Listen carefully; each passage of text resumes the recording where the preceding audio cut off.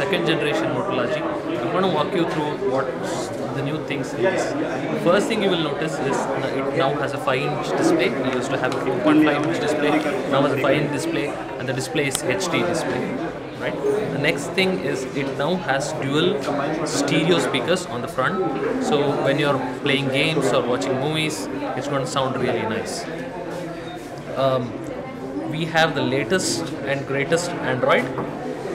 So as you can see, it runs Android 4.4, which is the latest version of Android available from Google. It will get the new update also, Android L. Yeah. When the next generation of Android is going to ship, it is guaranteed to get the next generation of Android. As you can see, the software experience is very close to pure Android experience, so there's no bloatware and the software should run really, really smooth. Let me give you a demonstration of that. I'm going to launch Chrome. Okay, let me launch a game so that we can see how smoothly it runs. This is a popular game called Temple Run.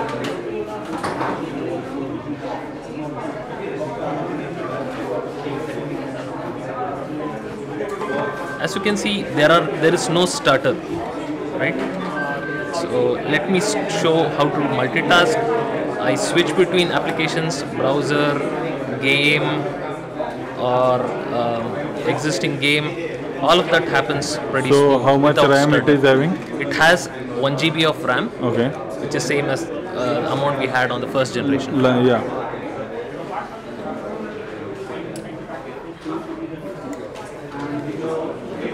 Software wise, we have made a couple of changes. We had an application called Assist, which was extremely well received, but in Assist we have added 2 new modes.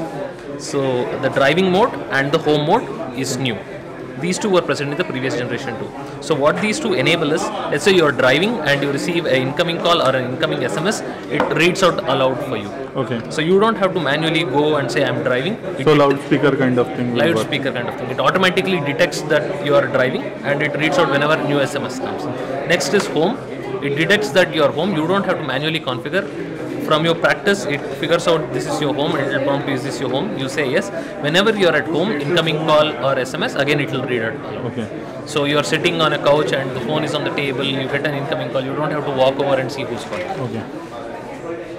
Another experience which is very useful for India is called the Motorola Alert. So what it does is you can configure people who are near and dear to you. Let's say you have a school-going daughter, you add yourself as the contact person. So you go to the app and let's say it's a case of an emergency, you just press the emergency button. What it does, it captures your current location, sends out SMS to as many people as you want, let's say to father, to mother, to relatives. At the same time also plays an emergency call to the pre-configured person. In this case maybe it's the dad. Okay. So the SMS which goes out gives the address, gives the map, URL, so it becomes very easy to figure out where the person is. But it needs access of internet. No, it doesn't need access. Mobile network will work out in mobile network, because it sends SMS and places a call. You don't need data for that. Okay. And it has dual SIM? It has dual SIM. Both will support 3G? Both will support, you can choose which one you use it for data. Okay. I mean, you can choose this for 3G or this for 3G. Both will support 3G. Both the not at the slot same. are 3G slots. Both slots are 3G slots. 3G that slots. is true. And it has a removable battery. It doesn't have a removable battery. The battery is fixed, but the back cover can be removed and you can have one of these colored shells. Okay, color shells. And some camera, they were telling. Yeah, sure. So the camera is much improved. It has a 8 megapixel rear camera and a 2 megapixel front camera. Okay. So which makes it great for taking selfies. Okay.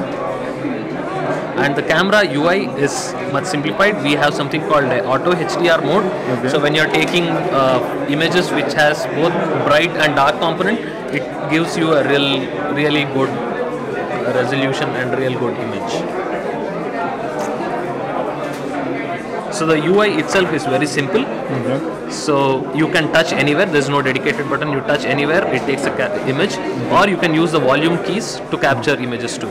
Okay. right? There is a burst mode, so you want to take multiple images, just press and hold. It will take a series of images. Okay. Right? And there is something called the panorama mode when you want to take. Now move it around.